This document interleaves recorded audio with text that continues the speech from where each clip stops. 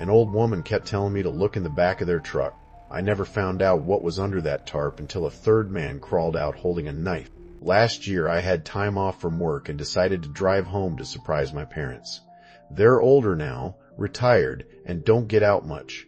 I only told my brother I was coming, just so someone knew. I decided to drive through the night. Less traffic, an easier trip overall. The one part of that drive I always dread is Pennsylvania. Mountains, winding roads, and fog so thick it feels like driving through an endless wall of white. This trip was no different. I was white-knuckling my way through when I hit a detour. An accident had closed the highway ahead, redirecting me onto unfamiliar back roads. I drove for a while and realized I had no idea where I actually was. No phone service, just a dark, foggy road that seemed to stretch forever. I'd been driving for hours already. Exhausted, desperate for a gas station, a rest stop, anything. But something about that road made me uneasy about pulling over to rest. I started to doze off behind the wheel. I knew I should have stopped the second it happened. I didn't stop in time. I jerked the wheel as my eyes closed for a moment too long, and the car hit the guardrail, rolling into a ditch before landing upright again. I sat there shaking. It was the most terrifying moment of my life up to that point. My phone was destroyed in the crash. The car was stuck completely. I climbed out and stood there in the fog, staring at the damage with no idea what to do next.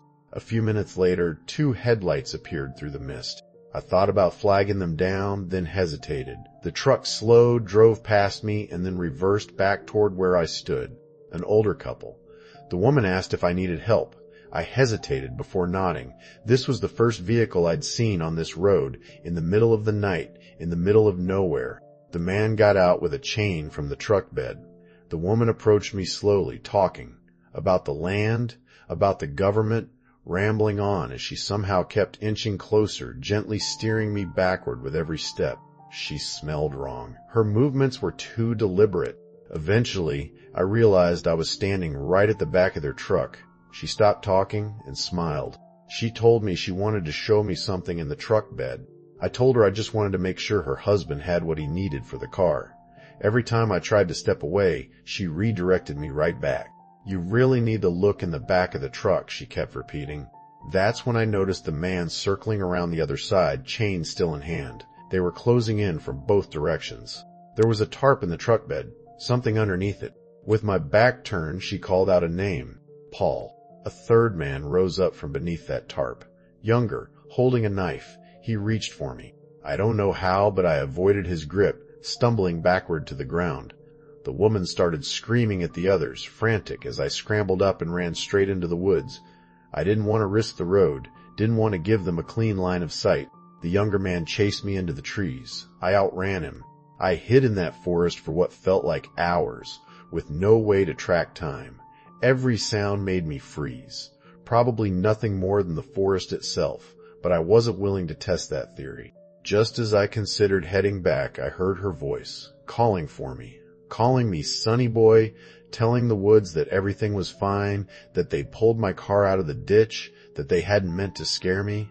I stayed completely silent and still, hoping she'd move on. Eventually, after what felt like a long while, the woods went quiet. I made my way back to the road. My car was still in the ditch, doors open, my bag torn apart, most of it gone. The seats had been cut up with a knife. Their truck was gone. I didn't stay to find out if they'd come back. I walked, for a long time, until I reached a gas station. I tried explaining everything to the cashier. He called the police for me. They eventually reached my parents, and my brother came to pick me up hours later. The police couldn't offer much. I was just relieved to finally be in my brother's car, in daylight, away from that road. I still don't know what those people actually wanted. I don't think it was simple robbery. Whatever it was, I have a feeling it was something far worse.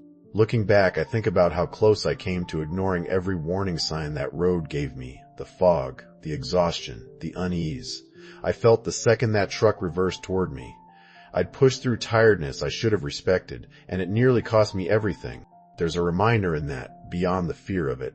We're given moments of caution for a reason, a strange feeling, a gut instinct, a body telling us to rest before we collapse. Ignoring those signs out of stubbornness or pride can lead us somewhere we never intended to go. I made it home, shaken but safe, and I've come to see that safety is something I don't take lightly anymore, a mercy I wasn't guaranteed and one I'm grateful for every time I think back on that road. I haven't driven through the night alone since. I don't plan to again.